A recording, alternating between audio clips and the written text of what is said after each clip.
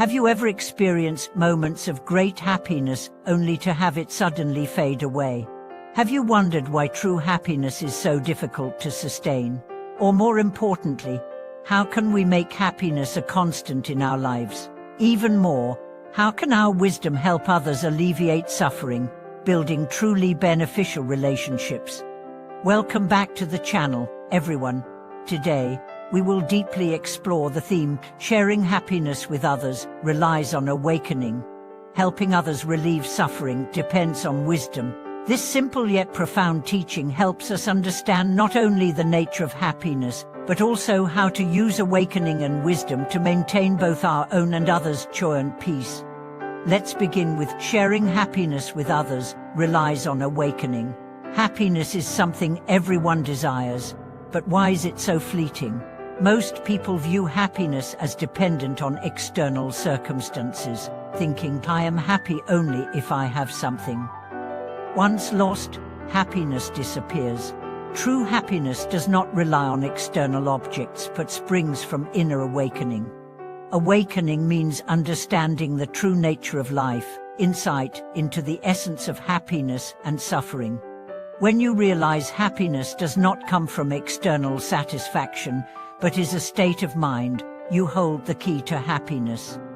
Awakening enables you to remain stable and optimistic even in adversity. Interestingly, one key secret to lasting happiness is the giving happiness away. You may wonder, if I give happiness to others, will I lose my own? In fact, the opposite is true. Giving happiness itself is happiness. When you visit a sick friend or prepare a gift, the expectation and care bring joy. When you see the recipient's happiness, your joy multiplies. This is a mutually flowing happiness. This wisdom of gifting happiness is not only psychological, but also the Buddhist embodiment of compassion and generosity. Giving is not just material but spiritual. When you give with a kind heart, happiness naturally grows. Buddhism calls this merit of giving, accumulating blessings, and obtaining happiness through selfless giving. Helping others relieve suffering depends on wisdom, reminds us of our capacity to truly aid others. Many have good intentions but lack wisdom, thus their help backfires. For example, someone spraining an ankle may worsen the injury through untrained massage. Someone in a medical emergency may delay treatment due to misguided aid. Good intentions are vital, but without wisdom and skill, help can cause harm. Buddhism teaches wisdom as the key to alleviating suffering. True wisdom is not just knowledge accumulation, but deep understanding of cause and effect, life and suffering. It is the ability to discern good and evil, cause and effect. Wisdom guides proper helping, making aid effective. This is why Buddhism emphasizes, cultivate oneself to help others. Only with increased wisdom and mature mind can we genuinely help others. Otherwise, good intentions without wisdom are blind leading the blind, causing harm to self and others. In real life, many have experienced help going wrong due to lack of wisdom. Reflect on yourself. Sometimes, we intervene in friends' disputes with goodwill but complicate matters, or recommend folk remedies to relatives, missing critical treatment windows. These reflect lacking wisdom. Buddhism teaches kindness must walk with wisdom to dissolve suffering. How to cultivate wisdom? First, learn cause and effect laws, understand actions and thoughts' consequences. Second, maintain mindfulness and self-reflection. Adjust behaviors and views promptly. Third, seek guidance from experienced teachers. Study Buddhist wisdom deeply. Through continuous practice and reflection, wisdom gradually grows. These 2 points, awakened happiness and wise aid, complement each other. Awakening stabilizes our inner joy. Wisdom enables effective help. True happiness is inner peace and contentment, rising not only from self but from helping others reduce suffering. This process is self-cultivation.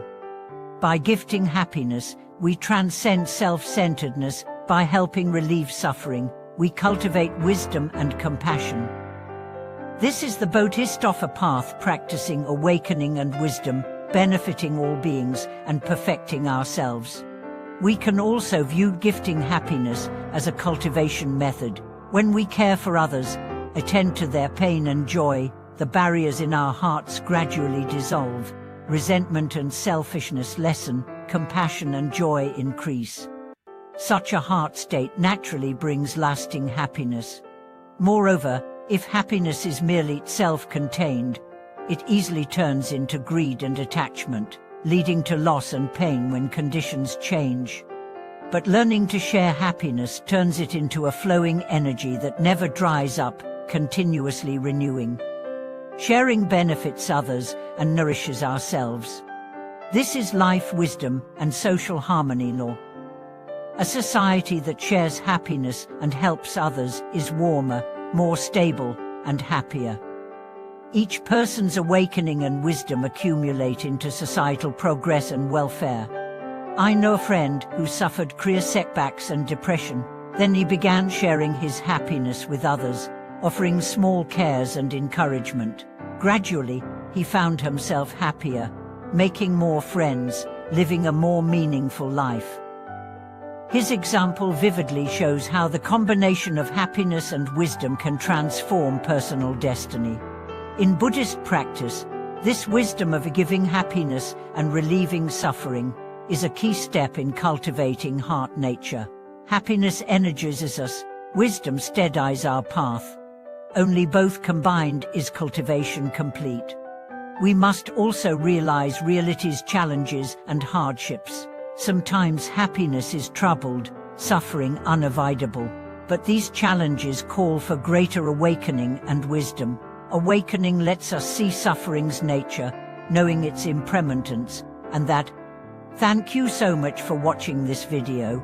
If this teaching resonates with you, please share your stories and thoughts in the comments below. Don't forget to subscribe, like, and comment to support the channel. Let's grow together on the path of happiness and wisdom.